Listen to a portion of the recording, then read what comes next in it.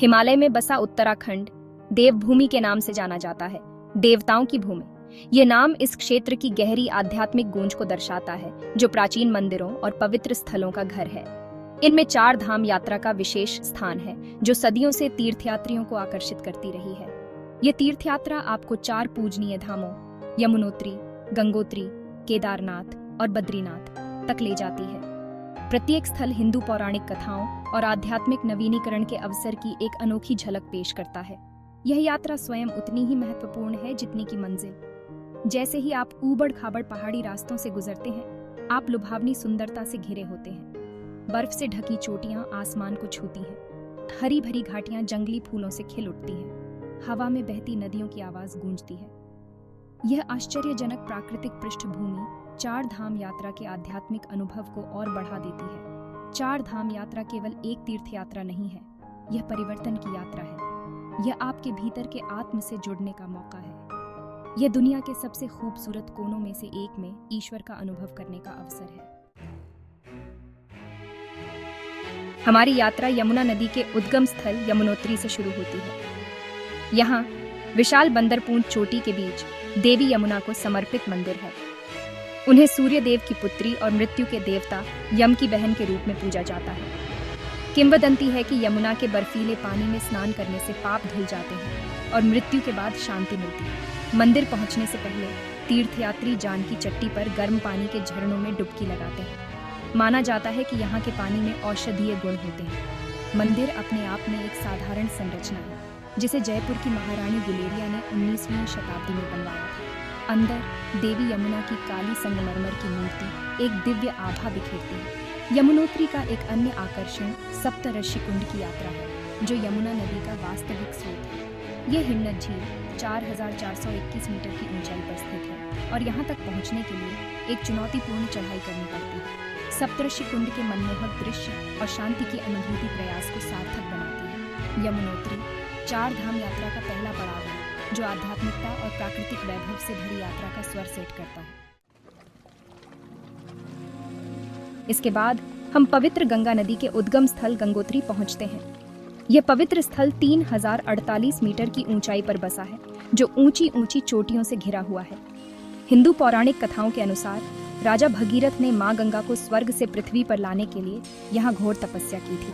देवी गंगा को समर्पित गंगोत्री मंदिर भागीरथी नदी के तट पर स्थित है। 18वीं शताब्दी में एक गोरखा सेनापति द्वारा निर्मित यह मंदिर हिमालयी वास्तुकला का एक सुंदर उदाहरण है। सफेद ग्रेनाइट की संरचना बर्फ से ढकी चोटियों की पृष्ठभूमि में अलग दिखती है। तीर्थयात्री भागीरथी नदी के बर्फीले ठंडे पानी में डुबकी लगाते हैं, जिसे मां गंगा का सबसे शुद्ध रूप माना जाता है। माना जाता है कि पानी में पापों को धोने और सौभाग्य लाने की शक्ति है। मंदिर से थोड़ी दूरी पर जलमग्न शिवलिंग है, जो केवल सर्दियों के महीनों में ही दिखाई देता है, जब जल स्तर कम हो जाता है। गंगोत्री केवल एक धार्मिक स्थल नहीं है, ये गोमुख और तपोवन की यात्रा के लिए भी शुरुआती बिंदु है। गोमुख वह ग्लेशियर है जहाँ से भागीरथी नदी निकलती है, एक चुनौतीपूर्ण चढ़ाई है जो हिमालय के लुभावने दृश्य प्रस्तुत करती है। तपोवन एक ऊंचा घास का मैदान अपनी शांत सुंदरता के लिए जाना जाता है और माना जाता है कि यह ऋषियों और संतों का निवास स्थान है। हमारी यात्रा अब हमें 3583 मीटर की ऊंचाई पर गढ़वाल हिमालय में बसे केदारनाथ ले जाती है। ये प्राचीन मंदिर भगवान शिव को समर्पित है, जिनकी यहाँ ज्योतिर्लिंग नामक शंक्वाकार शिला के रूप में पूजा की जाती है। किंवदंती है कि महाभारत के पांडवों ने कुरुक्षेत्र युद्ध के बाद यहाँ भगवान शिव से आशीर्वाद मांगा था। केदारनाथ मंदिर 12 ज्योतिर्लिंगों में से एक है, जिसे भगवान शिव का सबसे पवित्र निवास स्थान माना जाता है। माना जाता है कि वर्तमान मंदिर संरचना 8वीं शताब्दी सी में आदि शंकराचार्य द्वारा बनाई गई थी। हालांकि यह स्थल बहुत पहले से तीर्थ स्थल रहा है। मंदिर की विशाल धूसर पत्थर की दीवारें और जटिल नक्काशी समय और कठोर तत्वों की कसौटी पर खरी उतरती हैं। केदारनाथ पहुंचने के लिए गौरीकुंड से 18 किलोमीटर की चढ़ाई करनी पड़ती है। यह चढ़ाई मध्यम रूप से चुनौतीपूर्ण मानी जाती है और आसपास के पहाड़ों और घाटियों के आश्चर्यजनक दृश्य प्रस्तुत करती है।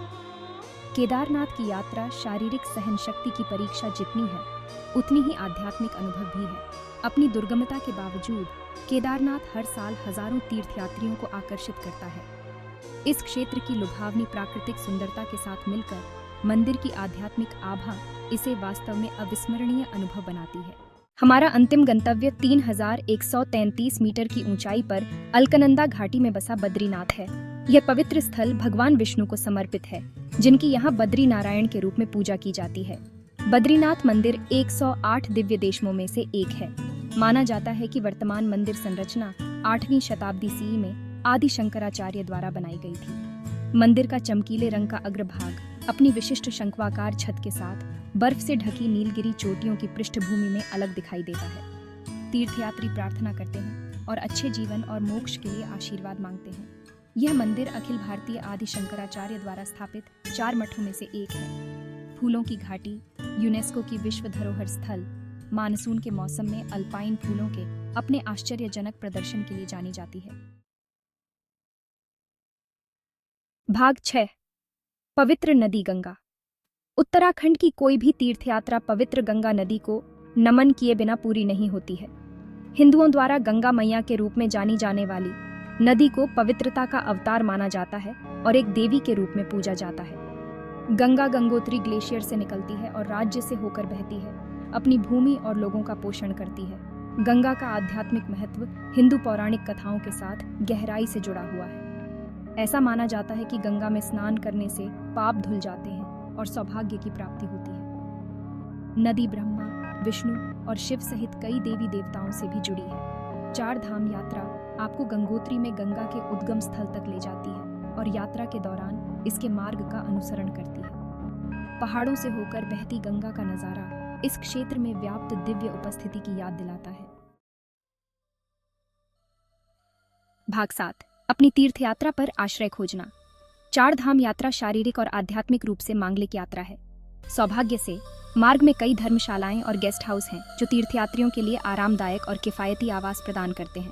यहाँ कुछ अनुशंसित विकल्प दिए गए हैं। यमुनोत्री गैप 2S, GMBN tourist rest house, धनो 113525863, 90 यमुनोत्री धाम ट्रस्ट धर्मशाला, धनो 1941295763, गंगोत्री गैप 2S, GMBN tourist rest house, धनो 113525863, 80 श्री गंगा सेवा सदन, धनो 194120011272, केदारनाथ गैप 2S, GMBN tourist rest house, धीनो 11362230603, केदारनाथ मंदिर समिति धर्मशाला, धनो 11362230654, बद्रीनाथ गैप 2S, GMBN tourist rest house, धीनो 11362250643, सत्य साईं बाबा आश्रम, जिन्नो 11362250024। ये तो बस कुछ उदाहरण हैं और आपके बजट और पसंद के आधार पर कई अन्य विकल्प उपलब्ध हैं।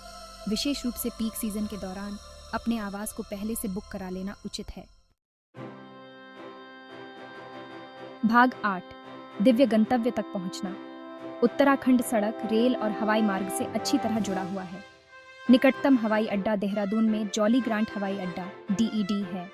देहरादून से आप टैक्सी या बस ले सकते हैं। निकटतम रेलवे स्टेशन ऋषिकेश RKSH और हरिद्वार HW है। ये स्टेशन पूरे भारत से जुड़े हुए हैं। ऋषिकेश या हरिद्वार से आप टैक्सी या बस ले सकते हैं। उत्तराखंड में सड़कों का नेटवर्क अच्छी तरह से विकसित है। आप दिल्ली, चंडीगढ़ से ड्राइव कर सकते हैं। राज्य द्वारा संचालित और निजी बसें भी उपलब्ध हैं। मानसून में सड़कें चुनौतीपूर्ण हो सकती हैं। भूस्खलन आम बात है। यात्रा से पहले जांच करें। भाग 9। 4 धाम यात्रा, आत्मिक यात्रा। 4 धाम यात्रा केवल एक तीर्थ यात्रा से कहीं अधिक है। यह एक परिवर्तनकारी यात्रा है जो आत्मा को स्पर्श करती है। यह हिमालय के हृदय की यात्रा है, जहां दिव्य और प्राकृतिक दुनिया लुभावने सामंजस्य में मिलते हैं। यह एक ऐसी यात्रा है जो आपकी शारीरिक सीमाओं का परीक्षण करती है और आपको आध्यात्मिक जागृति प्रदान करती है। जैसे ही आप ऊबड़ खाबड़ इलाकों से गुजरते हैं, ताजी पहाड़ी हवा में सांस लेते हैं और पवित्र नदियों में स्नान करते हैं, आप अपने ऊपर शांति और शांति की भावना को उतरते हुए महसूस करेंगे।